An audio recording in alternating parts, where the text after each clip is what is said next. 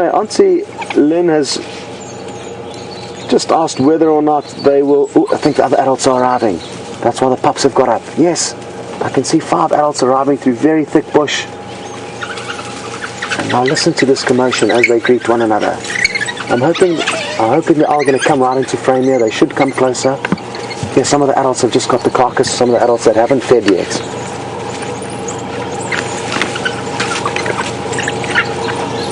The other adults are greeting all the pups.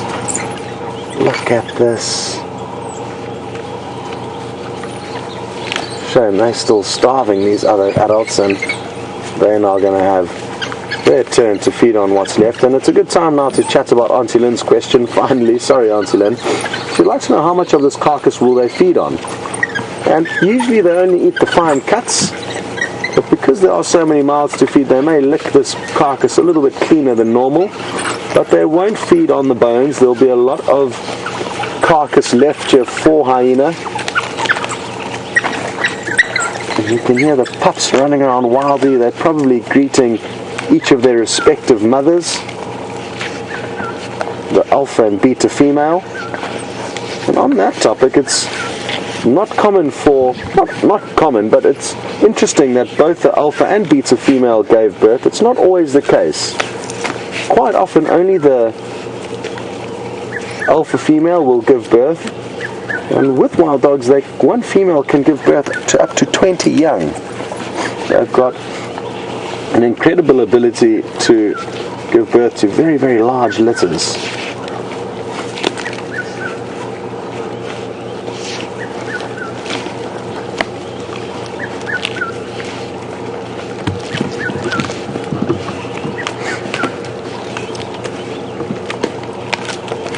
Another good question from Barbara, now on the topic of weaning, and when would these pups be weaned? Well, they start running with the pack from 3 months, and from that period they would have already been feeding on meat from about a month of age. Adults will start bringing meat back to the den, and they regurgitate the meat. They don't carry a big hunk of meat in their mouth over large distances. What they do is they consume a meal wherever they've killed it, run back to the den, and then regurgitate, not only for the pups, but for whoever's been left behind to babysit them. So one of the adults will also get to feed on the regurgitated meat, and that happens from about a month of age.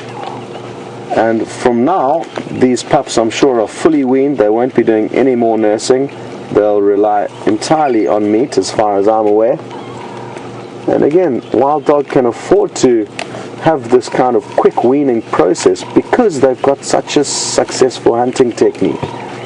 And they back themselves and know that there will be no major need to feed their youngsters milk after the short period of time when they're growing up in the den. Oh, there goes the Nyala's ear.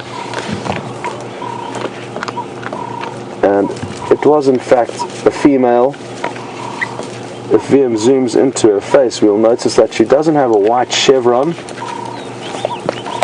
between her eyes, not a very prominent one, and a Nyala of this size would also have horns probing out of the side of its head, if it was in fact a male. Now I know this is potentially difficult for a lot of you. This Nyala has lost its life very recently, but it's a necessity out here in nature for this massive pack of wild dog to exist. They need to feed, as we discussed earlier, and just try to keep reminding yourself of that. It is the circle of life.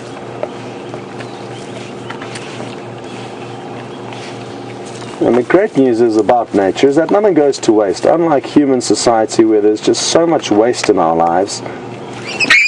We'll play nicely. And nothing here will go to waste. The wild dogs are clearly feeding on as much of this carcass as they can possibly do, and whatever they can't finish, the hyena will come and snack on. Whatever the hyena can't finish, other decomposers will come in.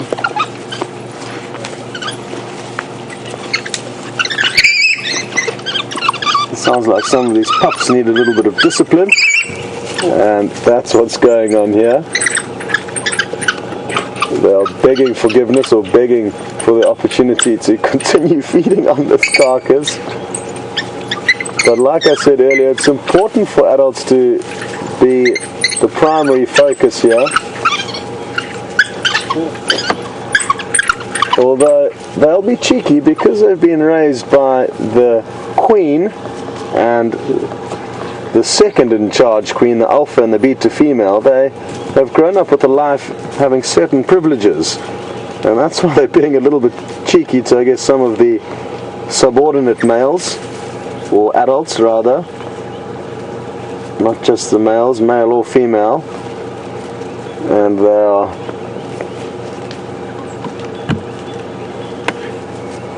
certainly using their hierarchy that they've been born into to establish a good spot on this kill. Now, I'm guessing the next thing that these dogs will do is actually get on the move again. They're not going to sleep here next to this carcass. That would be unwise. They know that not only hyena but other predators like leopard, unlikely, but lion, better example, could come in after having heard this commotion as well as smelt the kill. So what I'm guessing is going to happen once they've all had their fair share, they're going to start moving again, hopefully in search of water. There's none very close by. The closest water to us is probably the Buffalo's Hook waterhole, but again, this pack isn't hugely familiar with this area as far as I'm aware, so it'll be interesting to see what their next move is. Seems like it's just pups on the kill for now. The adults who were late have managed to feed on whatever little scraps they can.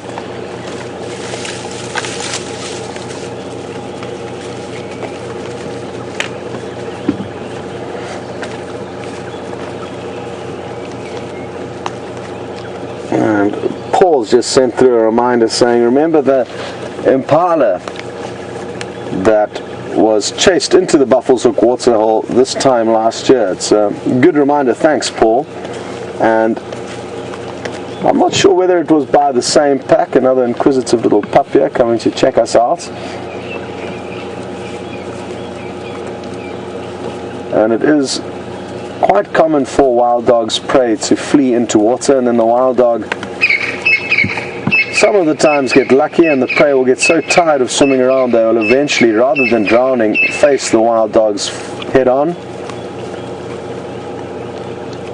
Or they may get lucky and make it to an island in any kind of a water source or stay in water too deep for the wild dogs to venture into.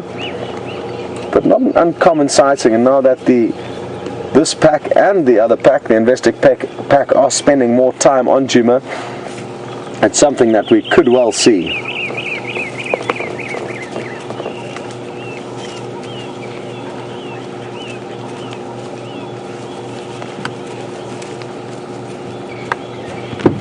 Now that all the action has kind of calmed down, it's going to be worth taking a closer look at all these individuals. They've got predominantly white tails, but all of them are considerably different in terms of where they've got their markings. Combinations of that caramel brown, white and black. And even though they look very similar to one another at a glance, if you were to line them all up and take a close look at them, you'll notice that they're actually each remarkably different to one another.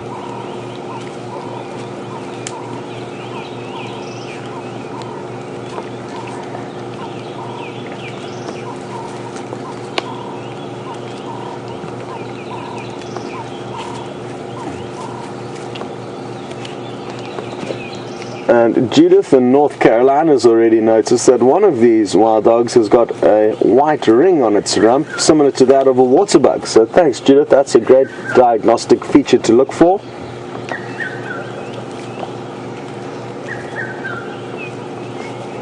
Now another name used for the African wild dog is the African painted wolf.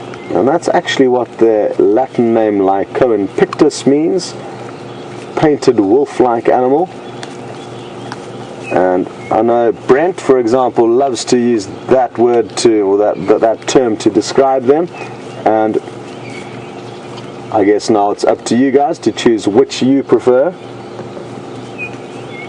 the African painted wolf or the African wild dog.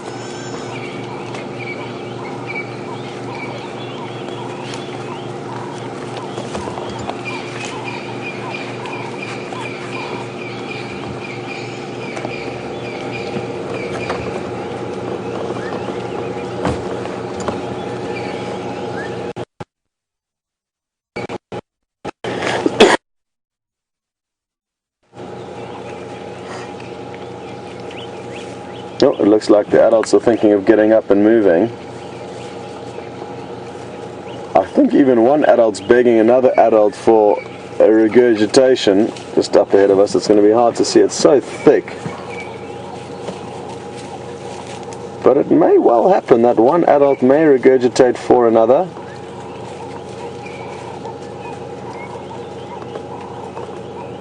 Those two are just having a playful nibble on one another's necks. But like I say, I think it's time for the pack to start moving again. The adults are showing a lot more signs of life. And what will their next move be?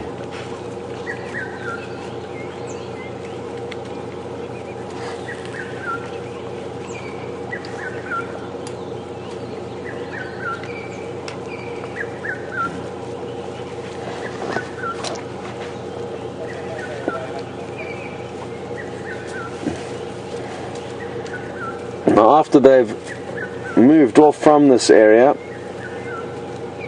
I'm fairly certain they are going to indeed find a shady spot to sleep, and Lucy was interested to know if that would be up on their list of things to do. Most certainly they've been moving huge distances already this morning, a lot of running around, and now after a big meal, nothing better than a little siesta. It's also beginning to heat up quite a lot, so that's certainly going to be the order of the day for not only the pups but also the adults. They spend the majority of the daylight hours asleep, and I'm guessing if we manage to stay with them to a point where they do sleep, that is where in all likelihood we will find them resting this afternoon. So it's going to be in our best interest to try to stay with them. That way we will have this afternoon safari lined up and ready to go, almost guaranteed.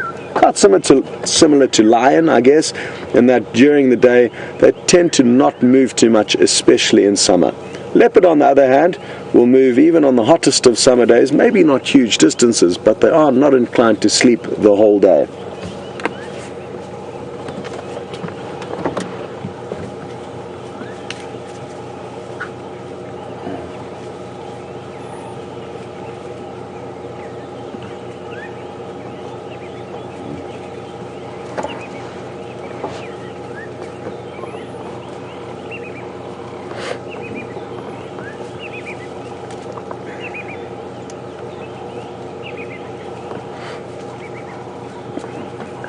Hello to Ray in Las Vegas, and I touched on wild dogs hunting techniques very briefly earlier, but I should probably go into a little bit more depth. In this morning's hunt and the hunt of this Inyala, we'll use it as an example. There's about 10 adults in this pack, 5 of which were with Jamie. Not at the kill, that arrived afterwards. So 5 were not even remotely involved in bringing down this adult, which goes to show that once they start chasing a herd of animals, each individual dog may pick an individual prey. They won't necessarily hunt collectively, which is often rumored, I believe, with wild dog, and that they take turns in chasing. And I think often people overanalyze predators' hunting techniques, whereas most of the time lion, leopard, wild dog, hyena and cheetah, they see something, they lock targets and they chase after it. People often overanalyze hunting techniques, in my opinion, and especially with wild dog. They're such fast animals and their prey are so fast that they don't have time to coordinate to move, or this one chases that one and I'll chase another one. You just chase the closest one to you, whichever one looks like it's the right size. Now, whichever wild dog was chasing this, even if it was just one, the Inyala in all likelihood got tired. They're not used to running large distances away from their predators. And once it did start to get tired, especially in thick bush like this, it may have tripped and stumbled, or the wild dog may have bumped it over, run into its back legs, thus tripping it. And once it does trip it and get it onto the ground, it'll use the incredibly sharp teeth to start tearing apart its body. Now, it wouldn't have been too long before, even if it was just one wild dog that managed to bring the Inyala down, it wouldn't have been too long before the other adults in the area caught wind of it and came in, and they each basically grab a limb and start tearing it apart. So one on the neck, one on each leg, and they just pull in all directions until eventually they each have a portion of the carcass, and at least until the carcass has been opened up it could be equally as efficient in terms of time, in terms of killing their prey. If we think of Shadow, who made that, oh, here's a good example of how they pull and rip. If we think of Shadow, who made that impala kill a couple of weeks back, as you guys got to see Shadow, it was probably 5 minutes after she had caught that impala, yet the impala was still alive, it was still breathing, and she was just trying to suffocate it on her own. So it's by no means a faster way of dying than being ripped apart and completely dismembered. I'm not sure which I would prefer, but both are not ideal, I guess, one being more time consuming than the other. So even though I guess it could be more painful being ripped apart alive, being suffocated by your predators, and equally, oh, we just got a bit of a fight there, an equally unpleasant experience. Listen to that funny kind of bark that they let off. It's kind of like a deep barking growl. And they'll let that out whenever there's a kind of threat. That's their usual call. If any danger arrives at the den, they'll let out that kind of almost like a bark. It's the closest noise to a bark that they make. Then they've also got the high-pitched tweeting that we heard another day, or heard earlier on this morning rather. They've also got a kind of whooping howl that they'll let out when trying to reunite with other members of the pack if they have got lost. So lots of different types of audio.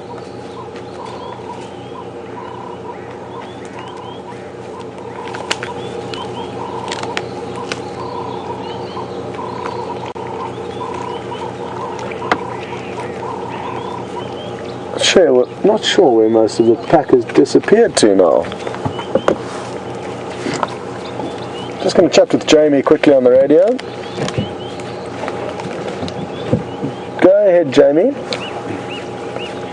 She is in the area, just wondering what I suggest.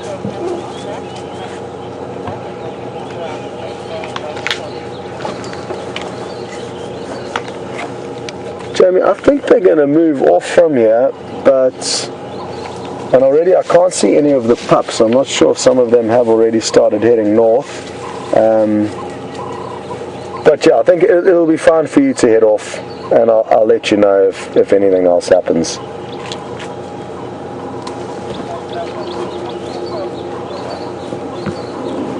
Copy, good idea, thanks.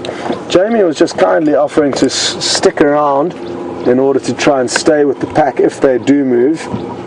I don't think they're going to be moving hugely quickly, so it might be best for her to go off and see what else is happening on Djuma this morning.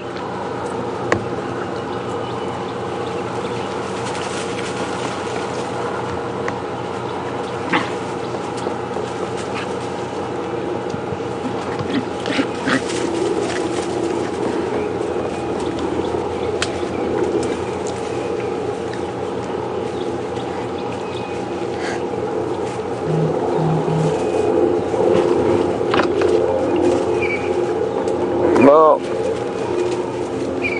I've just chatted how powerful they are in terms of ripping apart their prey, and Ellen would like to know if their jaws are the second most powerful behind the hyena.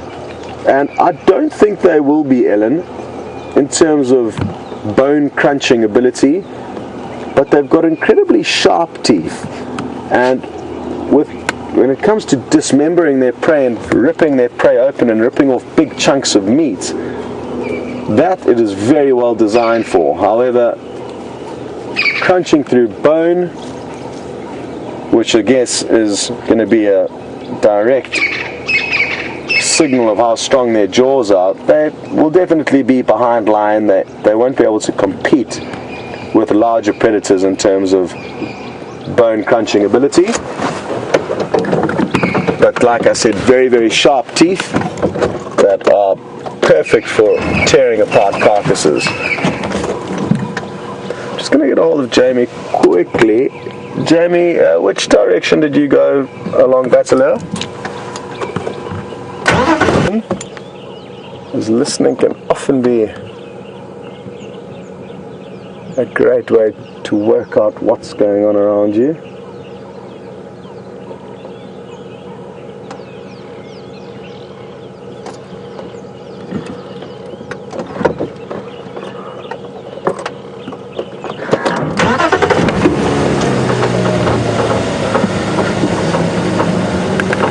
Just got a comment through from Mike saying, wouldn't the hyena and other predators respond to the twittering calls of those little wild dog pups? And certainly, Mike, it's a reality that the noise that the pups make will alert other predators into the area. And I guess that's why earlier on the safari we saw the wild dogs teaching that hyena a lesson to try and prevent hyena thinking it's a good idea to come and mess with wild dogs when they're on a kill. Sure. Well, I'm not too sure what we are going to do next. We are on an incredibly thick block, and I'm not feeling hugely optimistic that we're going to get another glimpse of this pack.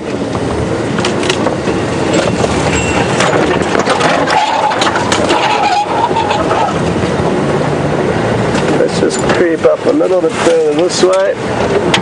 Maybe we'll get lucky. Failing that, we'll go and see what else is happening on Djuma. This tree will pop up once I've passed.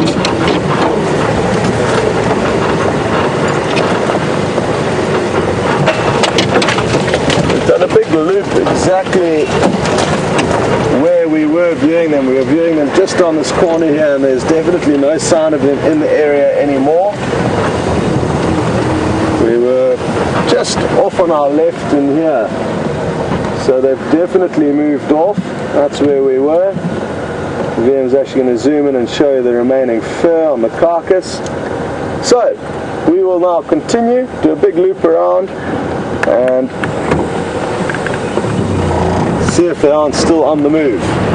Again, I'm just going to update Jamie quickly. Jamie, no sign of them still in this area. I did a big loop through the block back to the kill. I'm guessing they've moved north, I'm not sure how far. Okay.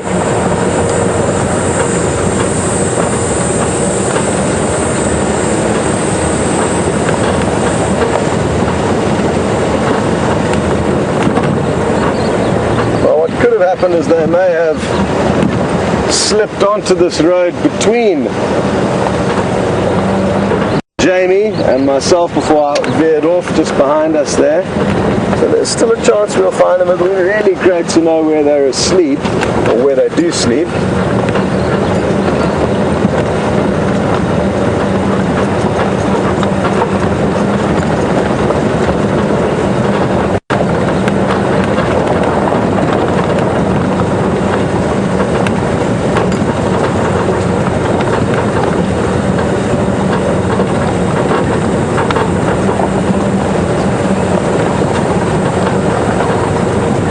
Chatting earlier about the two packs that we're seeing at the moment, this pack being the half-tail pack and the other pack being the Investec pack, and the fact that we were sandwiched between their two den sites with no access to either of them, one to the north, one to the south. And Bernie would like to know if a pack has ever denned on Djuma. I'm certain it would have happened over the years, Vernie, but I've only been here for 1 year, and it hasn't happened in the year that I've been here. I was very fortunate when I started my guiding career, as every single year, for the first 3 years, there were wild dogs denning on the property that I could traverse. So I got great insights into wild dogs and their dens. When you've got a den site on your property, it's like having a gold mine in terms of game viewing. because the pack and the parents will hunt in an abnormally small area in and around that den. Don't be fooled, it's not a small area, but for wild dogs it's an abnormally small area. So almost guaranteed sightings on a daily basis, with the adults ferociously going about their business to feed the up-and-coming new members of their pack. So it'll be interesting to ask Taxon and Aubrey, some of the Djuma guides who've been here for many years, when last they did have wild dogs standing on the property.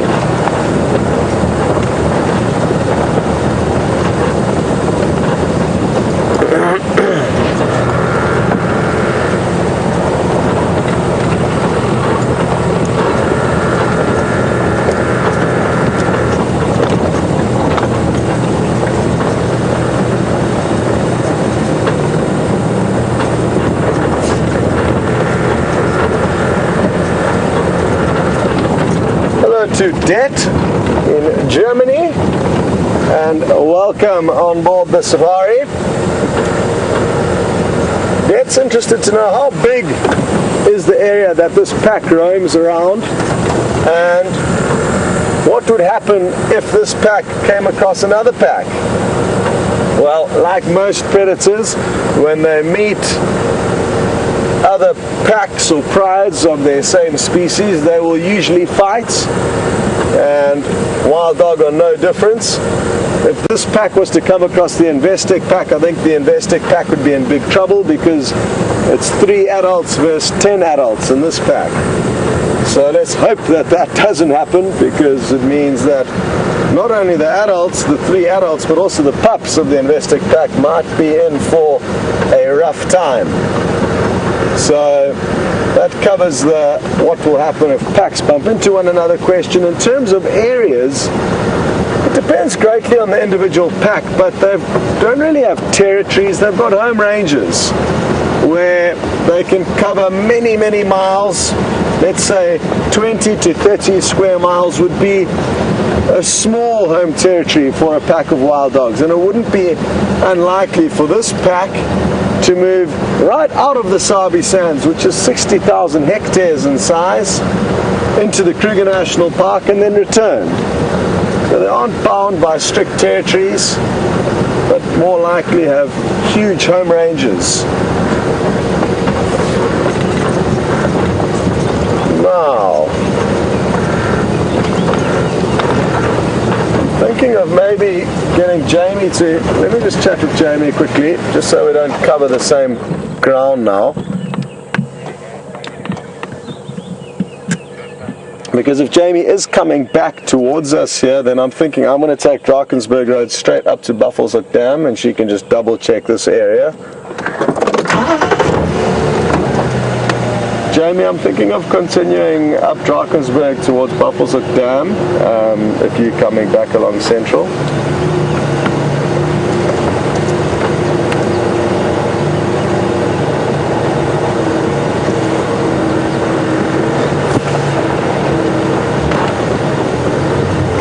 Okay, copy, very good. Well, it's been an absolute pleasure working with Jamie this morning. It can be difficult making decisions as to what to do and who goes where, but it's been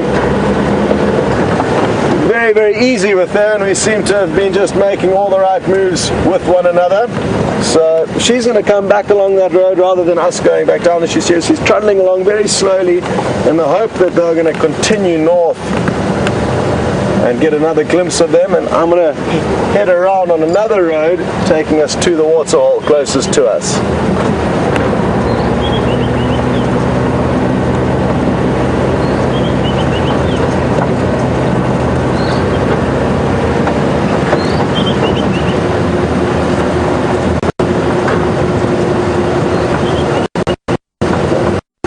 Georgian in Illinois and Mary in Michigan are urging us to head to the closest waterhole, Buffelshoek Dam. But it's not imperative that they drink. They would have got a lot of sugar from the carcass that they've just been feeding on. So it's more of a luxury I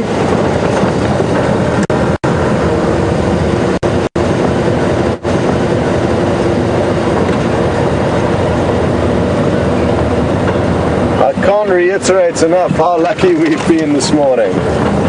Absolutely ridiculous. The amounts of great quality interactions that we got to see, as well as the fact that we managed to get the kind of closure of seeing them finishing off their kill that they made, really makes for a wonderful morning spent with wild dogs. And I'm just playing through all the memories in my head. I have hard to believe exactly what went down.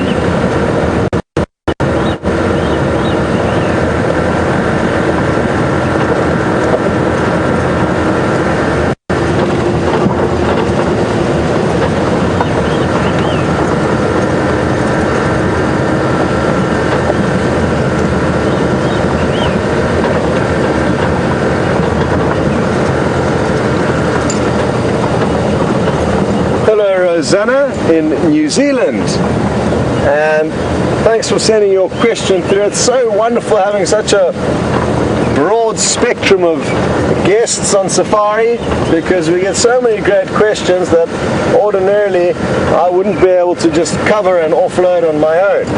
And the following question is no different to that, and we're wondering how far are wild dogs spread through Africa. And basically all of sub-Saharan Africa you'll find wild dog. Up in East Africa, where I spent 2 years of my life just before I started with Wild Earth, there was wild dogs all over there, Kenya and Tanzania. And what's interesting is some of the biggest wild dog I've ever seen were in a very high altitude area of Kenya called the Aberdare National Park, one of my most favorite national parks on the continent. And there's living in kind of terrain that you could relate to or compare to Scottish tundra. Very, very high altitude, very, very cold, and these wild dog flourished up there. So they do occur all the way throughout sub-Saharan Africa.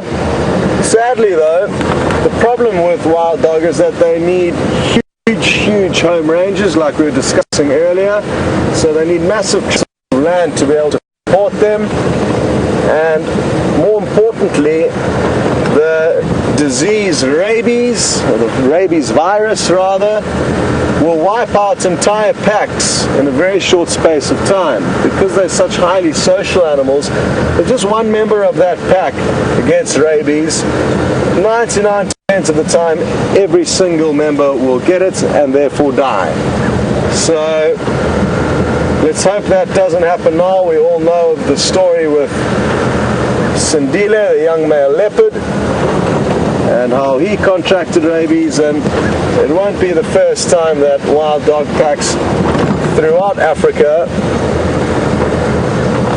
do get threatened, and that is why they are endangered throughout Africa.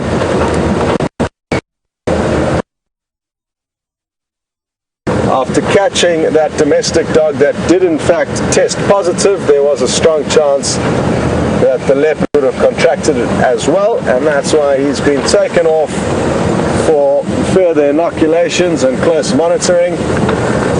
And we are still standing by to hear exactly what the plans are with him, but we do know that he's in good health, and that is the most important thing that we could ask for in this situation. So we're approaching the water, all having a drink. It's possible, it certainly is possible. Who knows, maybe something else will be having a drink. Very excited, knowing that it's just one or two more twists and turns in this road before we get a visual of the water.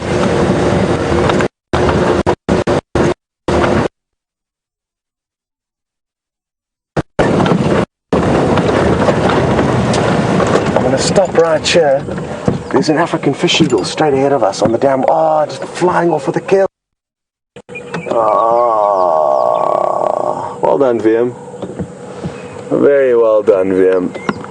And so, like I said, not the wild dogs, but another predator was here to receive us. The signal is a bit shaky.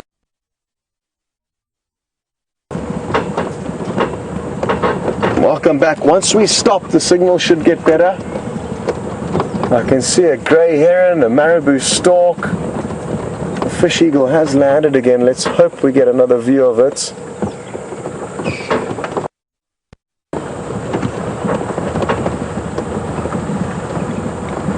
Oh no, it was a woolly-necked stork that I thought was the fish eagle.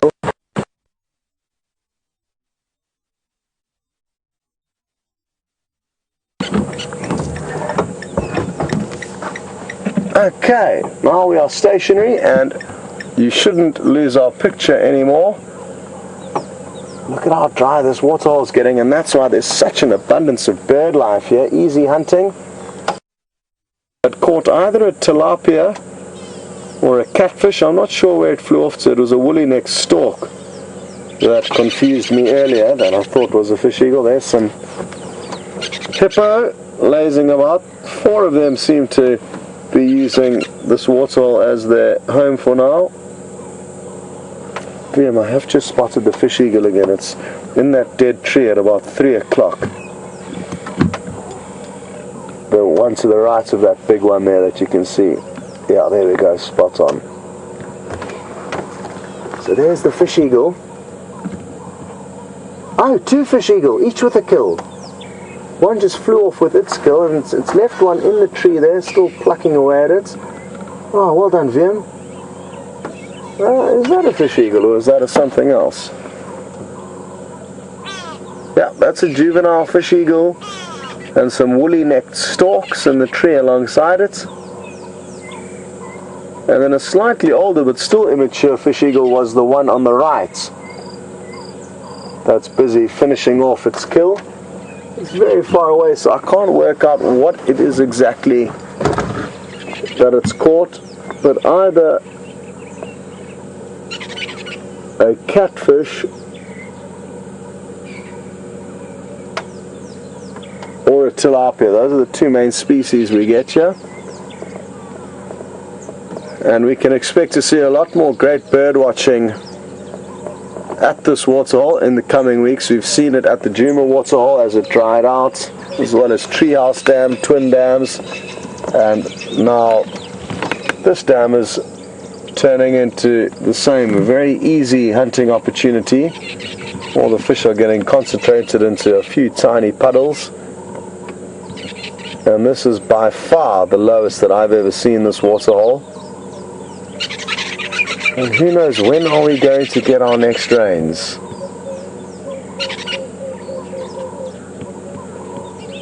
If the rains don't come, the herbivores are in for a very, very hard time, as are the fish, I guess, in this waterhole.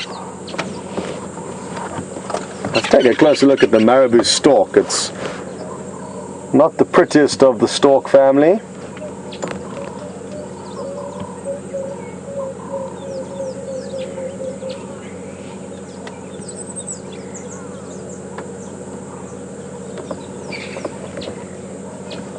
And hard to believe, but I've just got a report saying that there's a hippo in the small little pond in front of Djuma. And that's also a first.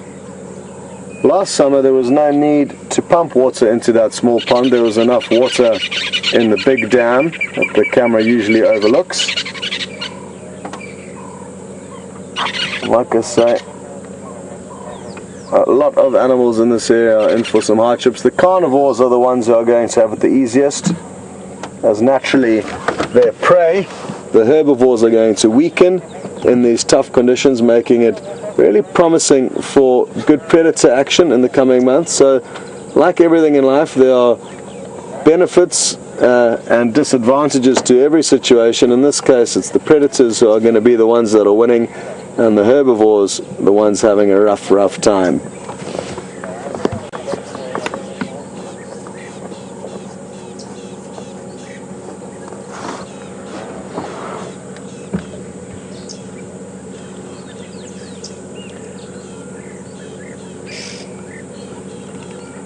So certainly no wild dogs here, but a few other very pleasant surprises. Seeing that fish eagle fly off with its kill, and just a hive of activity here at the Buffalo's Hook waterhole. A lot of woolly neck storks around, the marabou stork, 2 different fish eagles, and certainly wonderful prospects for the coming weeks. If we don't get any rain, this area is going to become a top spot for bird watching, especially the predatory birds. And who knows, maybe we'll get to see our first fish eagle catch. It's something that I have yet to see, a fish eagle plucking a fish out the water, and maybe that will change. Okay, well, we're going to probably head off from here, or maybe reposition the vehicle onto another side of the waterhole to get a different view. And while we do so, we will send you across to Jamie for an update on how she's getting along.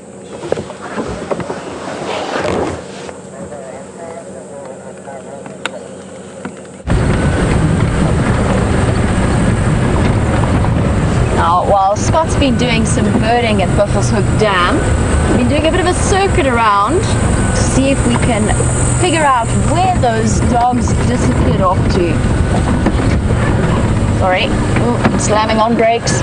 Oh, hold on. I think I imagined it though, unfortunately. I think my brain is now so set on finding wild dogs it's incapable of registering anything else.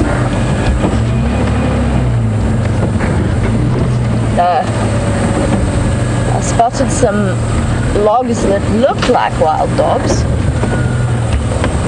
Unfortunately not the wild dogs themselves.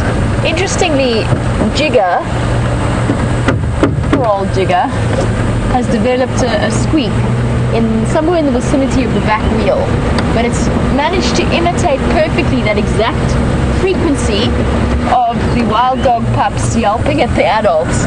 So every now and again I frantically turn around because I think I've heard them, only to realize that it's actually the car squeaking away behind me. Sorry, Jigger. I know it's been a rough morning. We're going to do one more loop. I have, hopefully, depending on the amount of traffic that has come and gone while I've been away, I have preserved something to show you as a souvenir of our experience with the wild dogs.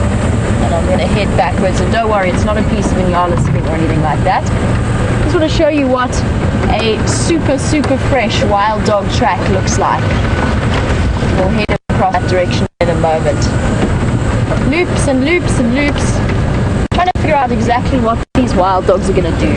Now, with 21 odd mouths to feed, one Inyala might not be enough, so they might still be coursing through the bush to try and hunt something else. They could also be on their way to water.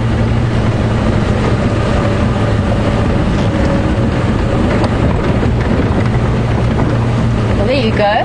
Valma, in answer to your question, I think there's a good chance they might still be hunting or thinking about hunting before it gets too hot. And that's simply because that really cannot have been enough for all of them. One Inyala, 21 mouths to feed, it's not really going to fit the bill. So there's a chance that's what they're doing. Most animals, when they eat, as I'm sure you all know, they relocate slightly away from the kill so that the smell doesn't attract any kind of threat to them. For example, like the hyena encounter that happened this morning. And then they go and they settle down and they lie down and they spend much of the rest of the day digesting a hearty meal.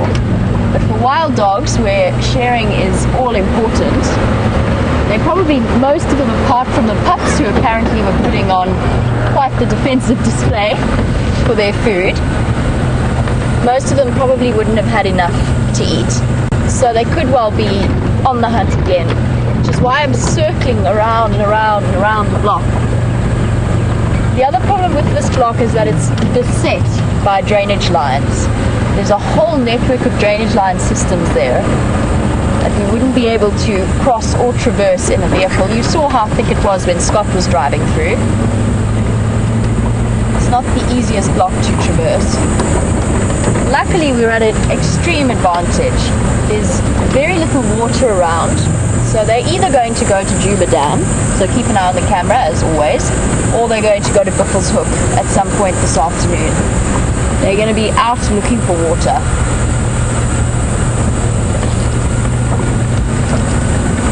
I know that Scott's been there now, double checking, which leaves me free to loop around and around. We're on Inyala Road South now, and as we drive along you can sort of have a look at the vegetation. You can see how thick it is along this drainage line. Sorry, sudden realization. No, it's a hoo-hoo. Not only is my brain seeing log dogs, but it's hearing dog calls even when it's a bird.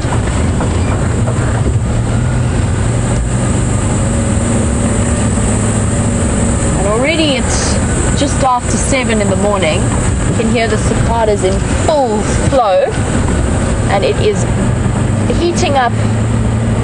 I think it's probably already hovering somewhere close to 30 degrees, which means that we have a really, really good chance of spending the day with the dogs. They could be here this afternoon as well. They probably will be.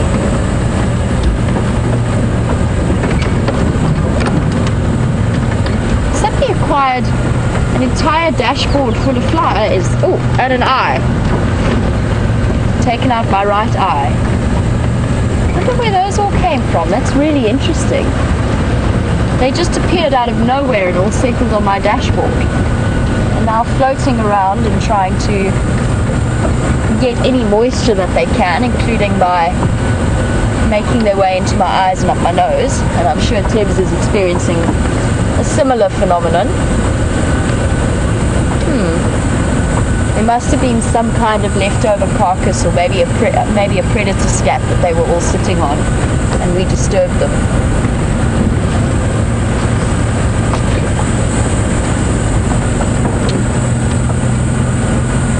Oops, and I turned down my game drive channel, and poor old Scott's been trying to get hold of me. I'll just let him know that I'm on Inyala Road South. Scott.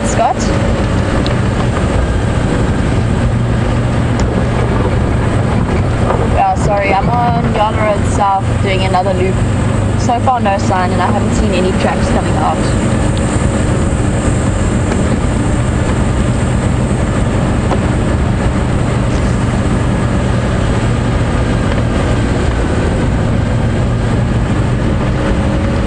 Bobby, I had a similar thought. I've preserved Bearing Ponzo on Central Road just to show the viewers. Maybe we could not drive there. Oh, let's roll.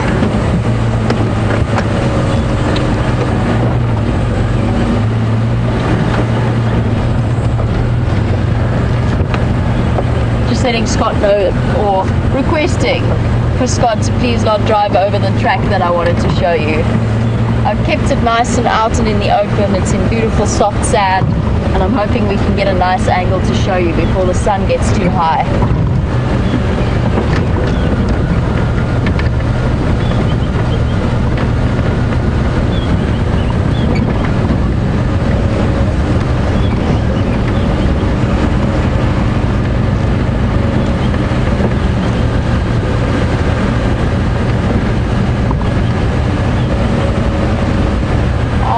We spoke a little bit earlier about how a human wild dog confrontation would go down, and both Anne and Laura, you were wondering, has anyone ever been attacked by wild dogs? And as far as I know, no. I would say it's hugely unlikely. I've met wild dogs on foot before, and their instant response is to run away. The only exception to that may be in cases where there's been a rabies outbreak. Now you saw how close the contact is between the dogs, so rabies spreads very quickly between pack members, and there is the occasional outbreak within them. So that could be a possible chance of attack. And Bob, you were wondering what your strategy would be if you were on a walk and you met up with wild dogs. Bob, my answer to that is absolutely enjoy every moment of it. Try and hide away, try and sneak somewhere where they can't see you, duck down and just watch them, because there's no chance of them coming to hunt you. They are not a threat to us, they see us as a threat to them. And as I mentioned earlier, that comes from a good couple of millennia worth of hunting them, almost eventually to the point of extinction. Luckily we got our act together before that actually happened. But wild dogs are terrified of people. This group here, the packs that are in the Sabi Sands, they're quite used to people on foot coming and going. You can imagine they get tracked on a regular basis to show guests. So they're quite comfortable with people on foot, and I think you'd actually probably have quite a nice viewing experience with them. They are curious creatures, so if you're really lucky they might even come up and have a look at you. But if you wanted to turn the tables, if you felt a little bit threatened, all you'd have to do is stomp and clap your hands, and they would run away, almost straight away. Alright, here's my preserved wild dog tracker somewhere here. I just have to find it for you. The sun's getting a little bit high for tracking. Here it is. Right, which way is the sun? Which way is going to be easiest? I think probably if I'm reversing here. It's going to be a bit tricky, I'm afraid, just because the sun has gone up a little bit in the sky, so it's not hitting it at that perfect low angle. Let's see if we can get it. Whoop. Found a tree in front of me. Alright, so maybe if we can have a look down here. You can focus on the ones quite far up, more towards that side, and I'll hop out. You just see first of all, and then I'll point out where you want you to go. What is it?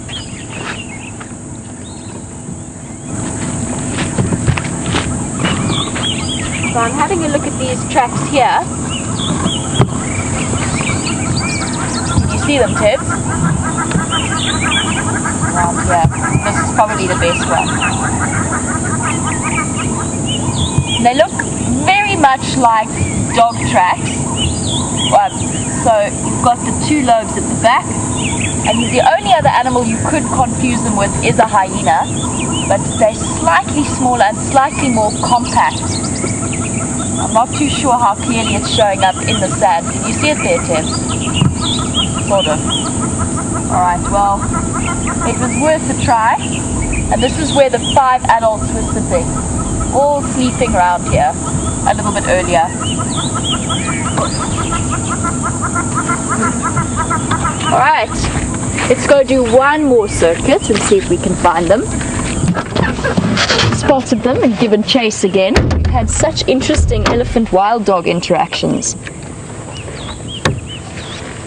Sure, I would have gone around the front of the car, but as you can see there is quite a large tree. Okay, let's head across in this direction, I think. Watch out.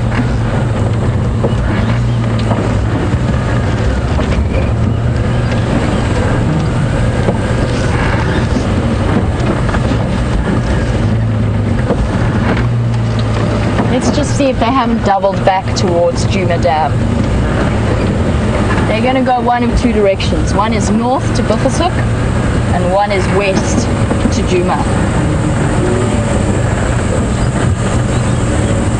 And just a quick update. I know we've been rushing around with wild dogs, but a quick update on the lions that I've heard called in on the radio. Unfortunately, they are in Buffelshoek.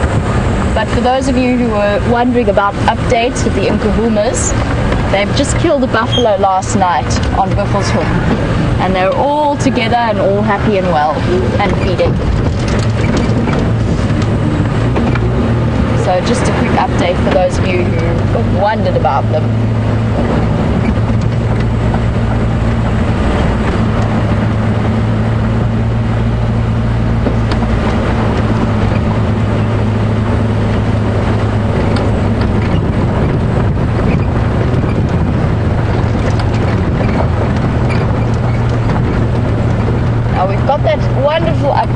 on the Nkuhumas. It's always wonderful to hear that they are okay.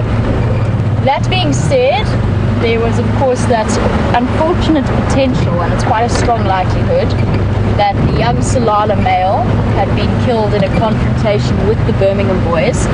And Lisa G, you were wondering, do we know for sure? The answer is no. I don't know for sure. We never found any evidence of his body, but that's not indicative of itself. Personally, I think it's likely. It's very sad, but it's likely, but I don't know. It's unconfirmed. I think what we can do, if we really want to confirm it, is to watch the Saladas over the next week or so. If he hasn't reunited with them by then there is a good chance that he has been killed. And the reason I say that, I know that Junior's been separate from the Nkuhumas for long periods of time, but that male was actually too young. He was only just maybe approaching 2 years old, and he was not nearly ready for independence. So if he is alive, he would still be frantically looking for the rest of his pride.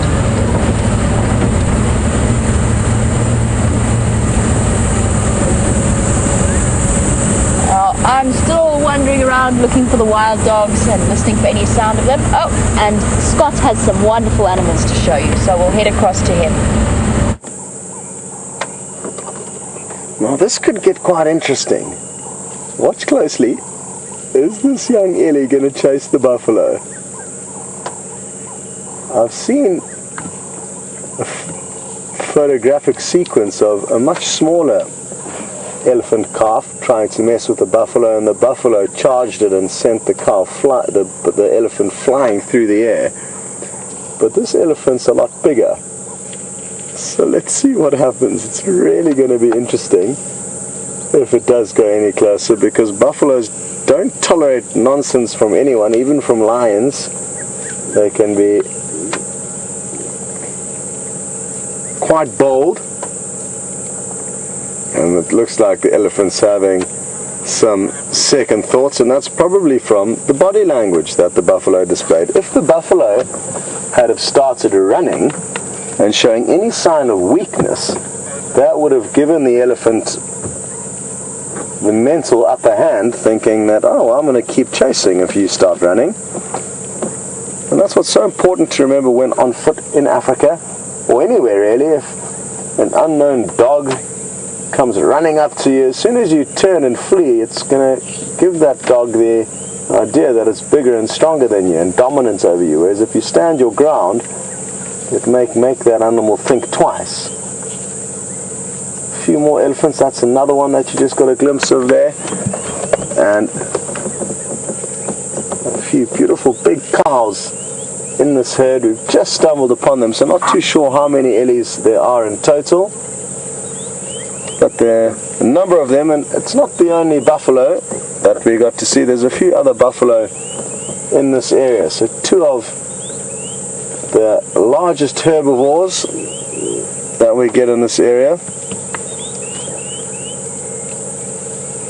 having a good time keeping an eye on one another.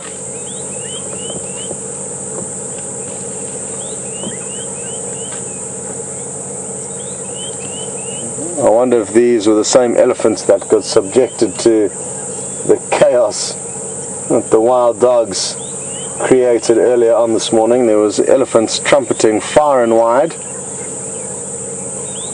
And wasn't that fun to see?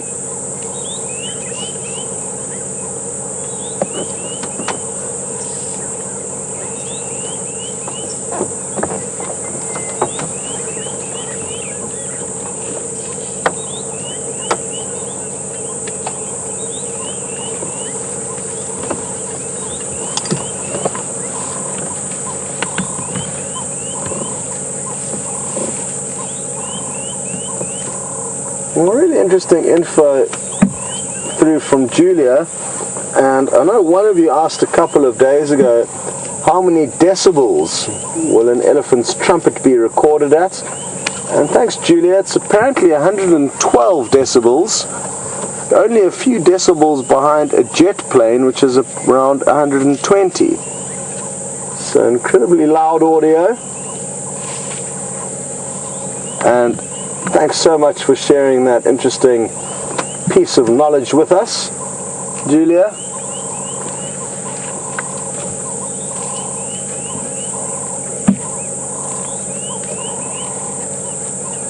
Some beautiful bird song around us.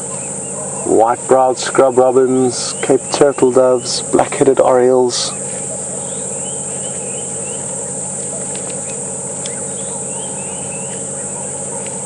And you can possibly even hear the elephants feeding on this vegetation around us.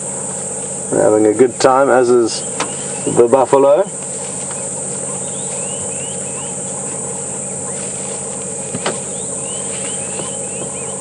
And I wonder how much longer they will be able to feed on this lush green vegetation. It's a little bit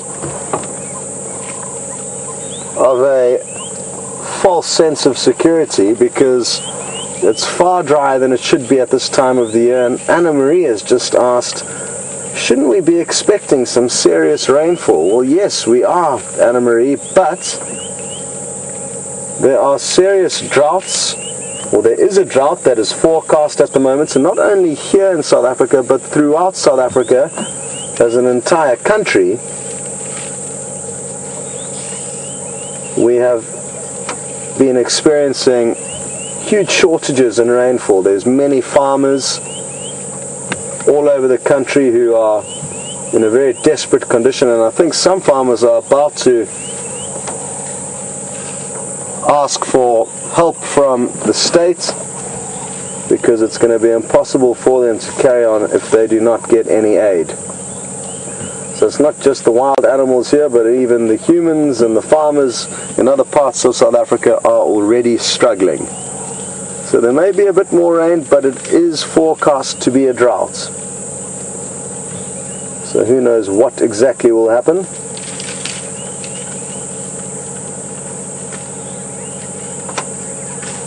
Because they need not only water to drink, but their food needs water in order to grow. So it's certainly going to be the herbivores losing condition before the carnivores, and it'll be the herbivores that are the least adaptable or the most fussy. So possibly the animals like kudu and nyala and bushbuck, who are browsers, they would in all likelihood lose condition before an animal like an impala, as an impala has the ability to feed on grass as well as leaves, many different habitats it can survive, and it's one of the most kind of prehistoric in terms of the antelope regarding evolution. It's stayed the same way for many years, whereas other antelope have evolved and adapted more recently. But no, I can't give you a specific animal. I'm trying to rack my brain to think of what animal may be the most fussy and therefore pay the biggest price during a drought. But I can't seem to come up with anything. If any of you know anything more on the topic of which animal will be the first to deteriorate in a drought, please feel free to share that knowledge with us. I guess hippopotamus are another animal that will begin to struggle. They need water not only for their food to grow, but also to relax in during the day and seek refuge from the very bright sun. Look at this area, he's just enjoying, I guess, the smooth textures of this fallen down knobthorn tree, rubbing its trunk along the smooth textures of this tree. Remarkable. Maybe it's also nice and cool.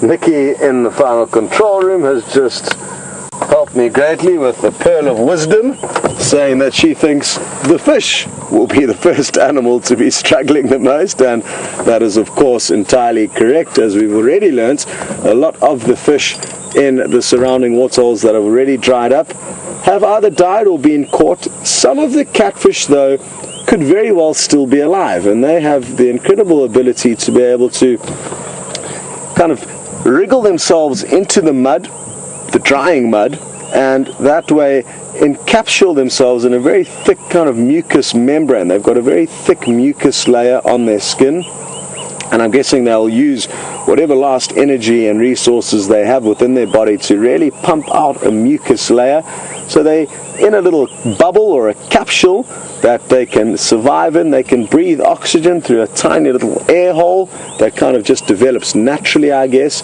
and lie there dormant, not using much energy, therefore not needing to feed on anything, waiting for the next rains. And that's how ponds of catfish keep populated when there are dry seasons and droughts. So that could well happen, but the tilapia do not have that ability.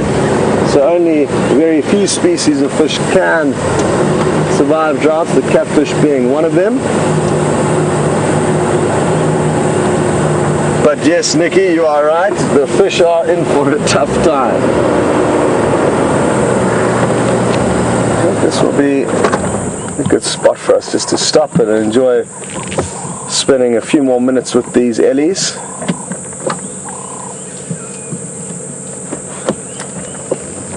It is getting incredibly hot, and there's hardly a breath of wind today, and there have actually been heat warnings forecast for the next couple of days, which is going to add to the pressure of this drought. Whatever remaining puddles of water are there are going to evaporate that much quicker in the hot weather.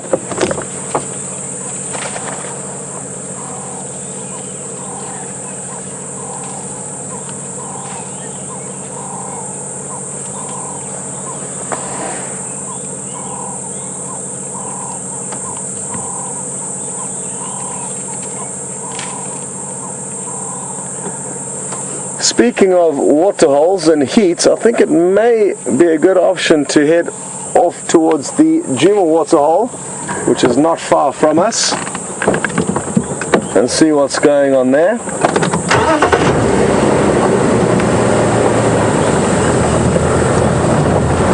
And that's the one benefit of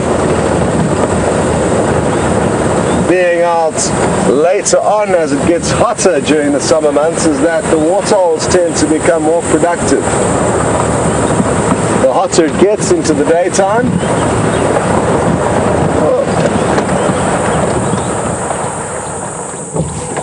sorry, we didn't know you were here.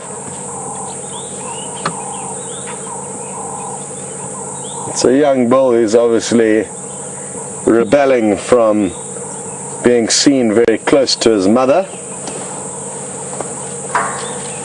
and I guess we all remember that stage of our life whenever we were getting dropped off at a social gathering or some kind of a function, or even at school in the morning, you'd kind of urge your parents to drop you off a little bit further down the street. That's what's going on with these teenagers. They are too cool to be seen relying on their mother's care, and they're doing their own thing.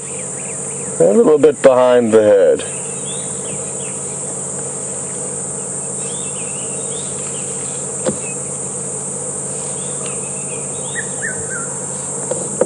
Now you can very clearly hear a bird calling. It's called a red-chested cuckoo, and we're going to do our best to try and find it for you. I actually haven't seen one this season, and I'm guessing it's just up ahead. Well, I was wrong, and there is a mother crossing the road, so forgive me, teenage elephants. And they obviously have no problem with being seen close to their mother. Oh.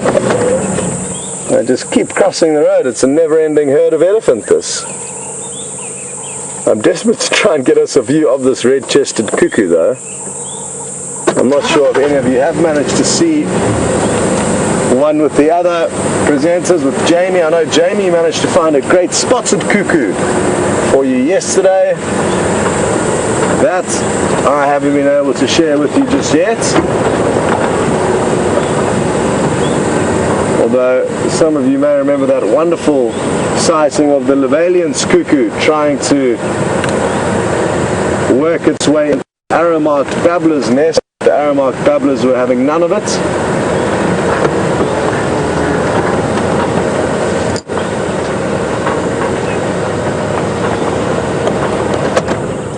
Just going to stop here. It's quite an awkward angle for Vim. I'm not even sure if we'll be able to get the camera leveled off, but it's in one of two of these acacia trees that I think the cuckoo is calling from.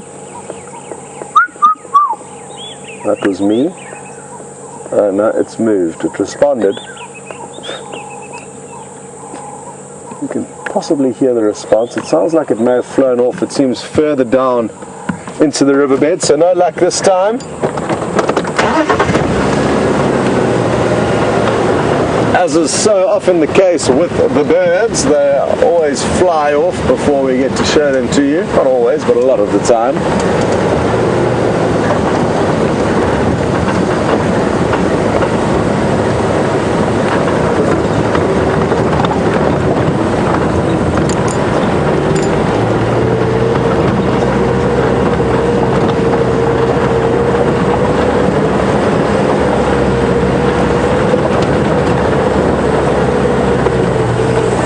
Some interesting updates coming through from the Djuma waterhole camp, so very happy to be able to tell you that we're going to be arriving there shortly for a closer look. And there was reports of a hippo being there earlier. I've never seen a hippo in that pond, so that's a first for me.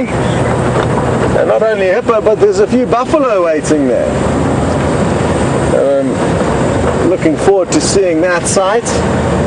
And as it gets drier, we are going to see a lot more kind of bizarre sightings of different animals in close quarters with one another, and it will actually even get to a point where herbivores may start turning on one another, fighting over water or fighting over precious areas where they can rest and relax.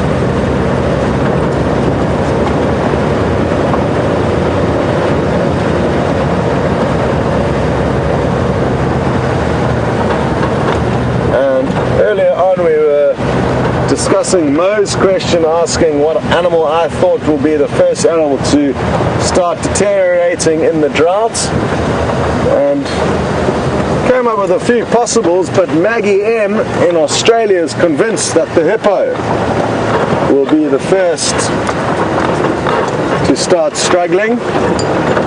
And let's take a different route to get there. Rather than driving along the road, we can drive along another area. And I think you're right, Maggie. Like I said, they're not only going to have a lack of food due to no grass being watered by the rain, but they are also going to have very few refuges where they can spend their days out of the harmful rays of the sun. So it certainly should be interesting. Would like to do on our way up to the buffalo and the little waterhole up ahead of us is just to show you a little graveyard, a catfish graveyard. I'm not sure if you have seen this before or recently.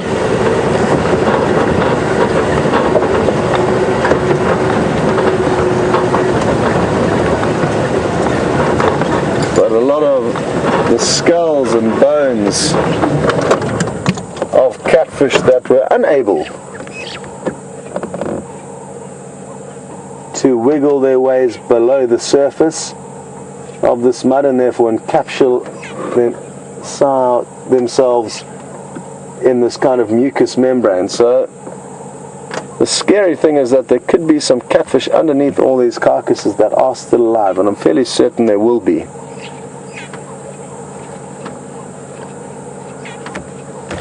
There's a head quite close by that I'd just like to pick up and have a closer look at. And I should be able to do that without chasing the buffalo or anything else that's nearby. Yes, let me just grab that.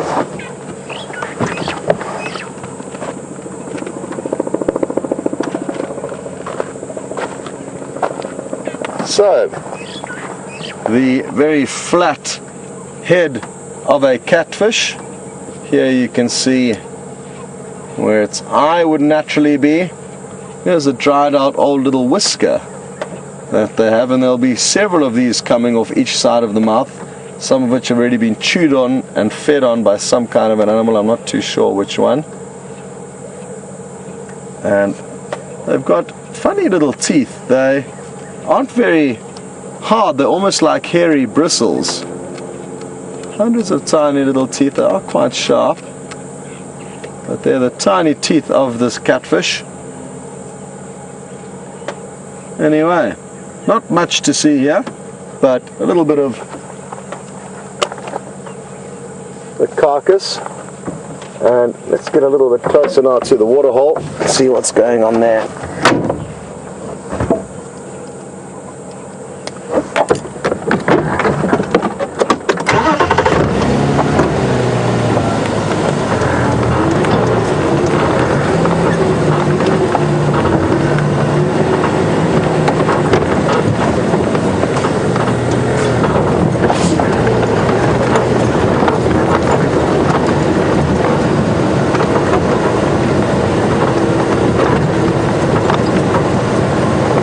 Because this hippo is in such a small little puddle, I'm going to be interested to see its response to us. And I'm also told a lot of you are trying to debate and work out which hippo this is. Is it possibly the same hippo with lots of scars on its back that's been seen at the Buffelshoek waterhole fairly recently? It could well be. They move large distances when need be.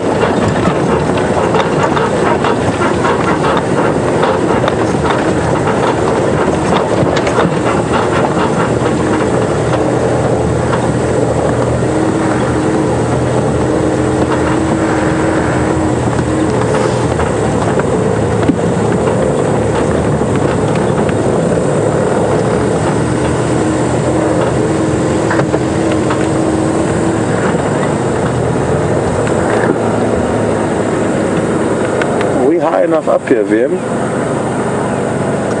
Tiny bit more. Just trying to stop and get the lowest angle possible. That is the most realistic. And can you believe it? This hippo is seeming to be quite relaxed with us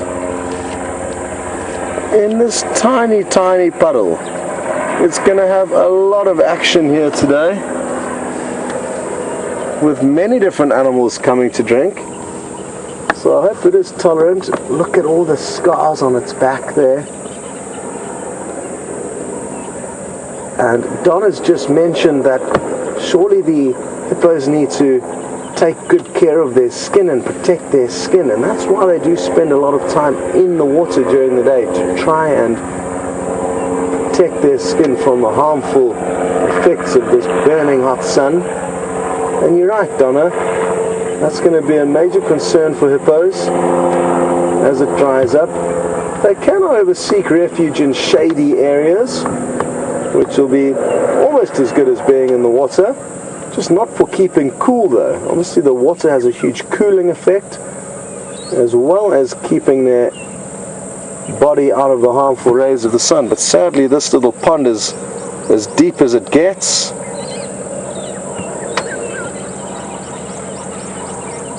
I'm sure you guys are really enjoying this close-up view of hippos. I don't think I've ever managed to get this close to a hippo with so much of its body being out the water. And they are quite ferocious fighters, these animals, and that's why you can see so many cracks in its skin. Interesting though, it seems like a combination of the cracks are not necessarily only from fighting, but it almost looks like its skin is just cracking up in these dry conditions. It doesn't look like deep lacerations from a fight. There's the beautiful Vuyatilla camp in the background. Well, I don't think there are any guests today. Maybe there's some new arrivals coming in. I haven't heard Texan and Aubrey on the radio, but it really is a great camp.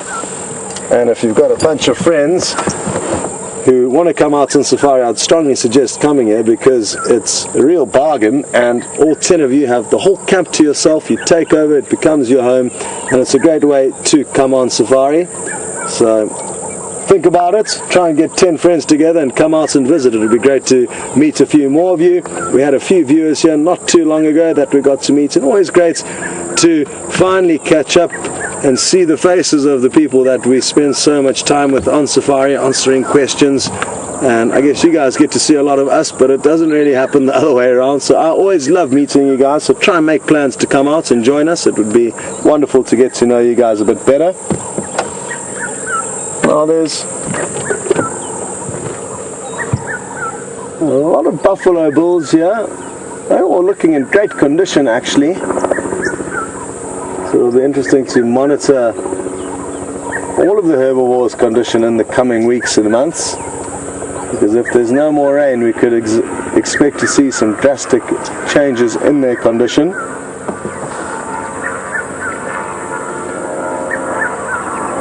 We're not going to be going anywhere, might just reposition the vehicle quickly, and while we do, we're going to send you across to Jamie. She would like to say her goodbyes, and we'll be ready to receive you when she's done.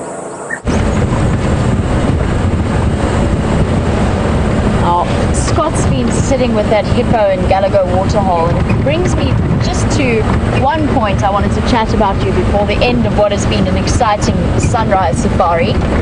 Now, Mo, you asked earlier what the low water table will affect the most, and I would like to just quickly throw in an option, and that is frogs. They're indicator species. They're very sensitive to pollutants, but they're also very sensitive to, obviously, to drought. Anyway, just I wanted to throw that in quickly before we end. It has been a phenomenal morning, and I know I speak for both Scott and myself when I say that when you experience mornings like this, you actually cannot even begin to believe how lucky we are to be working in the environment we are. It really is just something different every day, never boring, and absolutely so educational and exciting. I learn something every time I come out here. Big thanks to Tevs for all of his wonderful camera work. I think it's been an exciting time for him as well. And a wonderful thank you to all of you, the viewers, for sending through your questions and joining us on this fantastic adventure. Have a wonderful day wherever you are in the world. We will spend our last few moments with Scott, and I will say goodbye for now.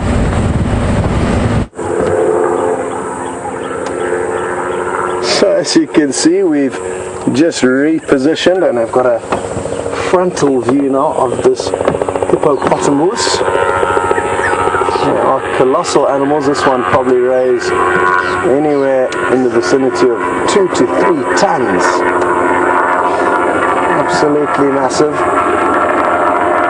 And thanks very much to Linda for confirming that this hippo, or a hippo, has actually been spending some time in this little pond over the last week or so, obviously when I was on leave.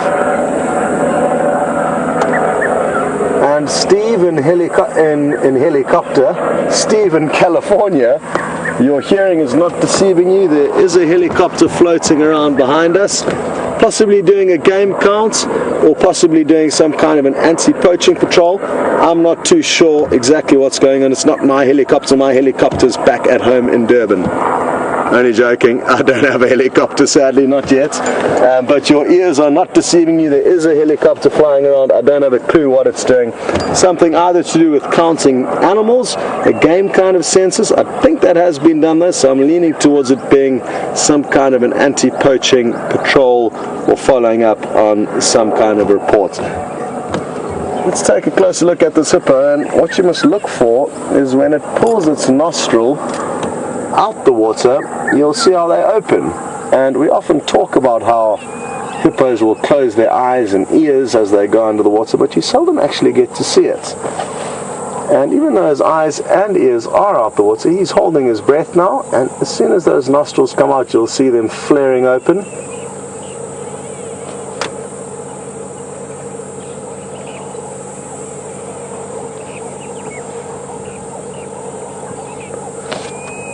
Well, everyone, thank you. Oh, there are the nostrils there, flaring open, bright pink. And thanks so much everyone for joining in what has been an incredibly memorable safari.